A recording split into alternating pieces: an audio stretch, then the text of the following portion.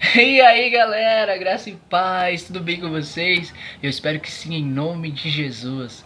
Bom, antes de começar a mensagem desse vídeo, se você não é inscrito aqui no canal, então se inscreve, tá bom? Compartilha essa mensagem com outras pessoas, curte o vídeo e deixa teu comentário se tu quiser, tá bom? Então vamos pra mensagem.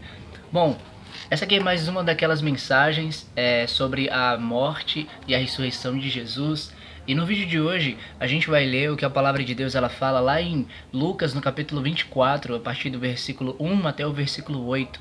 E a palavra de Deus ela diz assim: No domingo bem cedo, as mulheres foram ao túmulo levando os perfumes que haviam preparado. Elas viram que a pedra tinha sido tirada da entrada do túmulo, porém, quando entraram não acharam o corpo do Senhor Jesus e não sabiam o que pensar. De repente, apareceram diante delas dois homens vestidos com roupas muito brilhantes. E elas ficaram com medo e se ajoelharam e encostaram o rosto no chão. Então os homens disseram a elas: Por que é que vocês estão procurando entre os mortos quem está vivo? Ele não está aqui, mas foi ressuscitado. Lembrem que quando estava na Galiléia, ele disse a vocês: O Filho do Homem precisa ser entregue aos pecadores, precisa ser crucificado e precisa ressuscitar no terceiro dia. Então as mulheres lembraram das palavras dele. A palavra de Deus, ela é bem específica. Esses versículos eles falam daquilo que aconteceu, de quando no terceiro dia depois da morte de Jesus, as mulheres elas vão lá, né, com perfumes e especiarias ao túmulo dele, e quando elas chegam lá a pedra está removida. Então elas ficam sem saber o que pensar, elas ficam sem ter uma direção a tomar.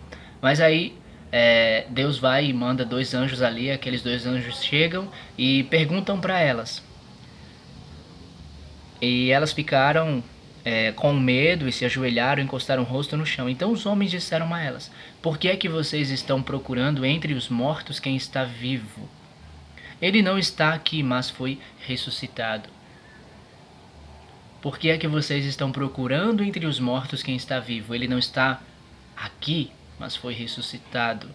Então, é, ele, eles dizem mais uma outra palavra, né? Como ele disse aqui. Lembrem que quando estava na Galiléia, ele disse a vocês: O Filho do Homem precisa ser entregue aos pecadores, precisa ser crucificado e precisa ressuscitar no terceiro dia. Então as mulheres lembraram das palavras dele. Jesus, ele está vivo. Será que você lembra disso? Será que você tem consciência disso?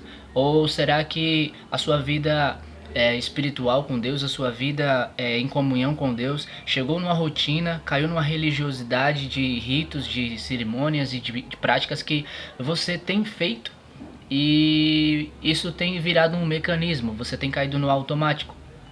Será? Será que quando você pensa em Jesus ou quando você busca Jesus, será que quando você chama Jesus, você lembra que Jesus, ele está vivo? Que Jesus ele está te vendo, que Jesus ele está te ouvindo, que Jesus ele é? Será que você lembra disso? Porque por nós mesmos, nós quando, tipo assim, sabe, nos dispomos a buscar a Deus de uma forma mecânica, fica só no nosso eu, fica só no tipo, eu tô orando, aí você se concentra nas suas palavras, e você vai ler a palavra, e você separa, sei lá, um versículo, 2, 3, 5, e não passa disso, fica só nessa.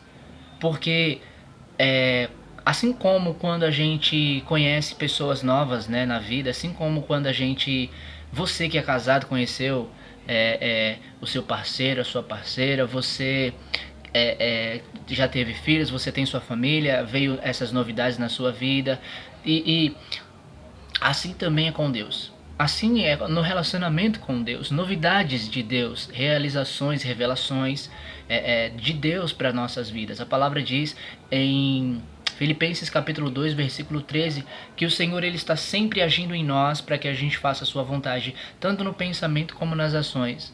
Então, uma vontade que Deus ele tem em nós, para nós e por nossas vidas, é que a gente o conheça, é que a gente saiba quem é Deus. A gente tenha um conhecimento profundo, a gente tenha um conhecimento íntimo de Deus, mas muito mais além dessa ideia errada de ter conhecimento de Deus. Eu estou falando de conhecer, e no ponto específico que eu estou falando de conhecer é comunhão. Porque mais do que a gente ter uma ideia de conhecer de Deus para se gabar, para se achar, para falar isso ou para falar aquilo, a vontade verdadeira de Deus, que não é essa que a gente tem, que não tem nada a ver com esse tipo de pensamento. O conhecimento verdadeiro da vontade de Deus para as nossas vidas é a comunhão que Deus quer que a gente tenha com Ele. É o relacionamento que Ele quer que a gente tenha com Ele. E esse relacionamento ele se dá pela sinceridade do nosso íntimo, que o Senhor Ele ama. Se dá pela humildade que a gente tem quando a gente reconhece quem a gente foi, quem a gente é e quem a gente vai ser. Se dá exatamente pela nossa renúncia, se dá pela nossa entrega para Ele, se dá pela nossa busca a Ele, se dá pelo que a gente olha para a palavra dele, a gente lê a palavra dele, a gente medita na palavra dele e a gente pede ajuda a Ele para praticar a palavra dele. A comunhão com Deus é pela fé, a gente sabe exatamente isso.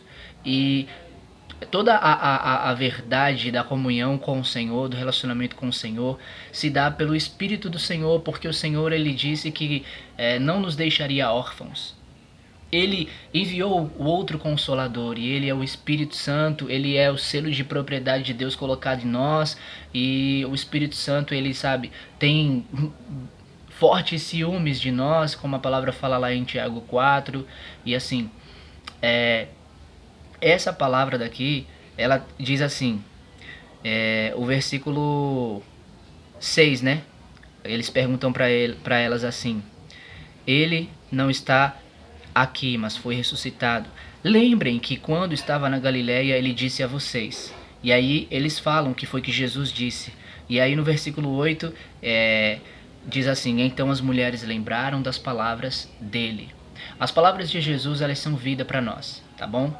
E essa palavra daqui, ela tem como objetivo trazer para as nossas mentes, trazer aos nossos corações a verdade da ressurreição de Jesus, de que foi preciso que Jesus morresse para que a gente fosse salvo e fosse reconciliado com Deus. E foi preciso que Jesus ele fosse ressuscitado pelo poder glorioso de Deus, do Pai, para que a gente fosse justificado, para que a gente fosse absolvido. A justificação da nossa fé em Jesus, através da ressurreição dele. A prova de que a nossa fé não é inútil, a prova de que nós não estamos errados. A certeza e convicção de que a fé que nós estamos colocando em Jesus, que uma vez morreu, mas que foi ressuscitado, é certa. Tá bom? A palavra de Deus ela também nos diz aqui em Romanos, e vou ler esse versículo para finalizar o vídeo. Em Romanos, lá no capítulo 6, a palavra de Deus ela diz assim: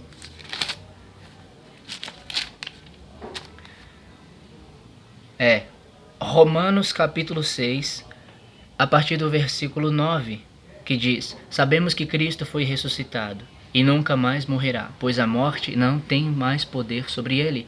A sua morte foi uma morte para o pecado e valeu de uma vez por todas, e a vida que ele vive agora é uma vida para Deus. Assim também vocês devem se considerar mortos para o pecado, mas por estarem unidos com Cristo Jesus devem se considerar vivos para Deus. Olha o que diz o versículo 9 e o 10. Sabemos que Cristo foi ressuscitado e nunca mais morrerá, pois a morte não tem mais poder sobre ele. A sua morte foi uma morte para o pecado e valeu de uma vez por todas. E a vida que ele vive agora é uma vida para Deus. Jesus, como diz o versículo 9, foi ressuscitado e nunca mais morrerá. Ele está vivo. Valeu, gente. Graças e paz. Tchau.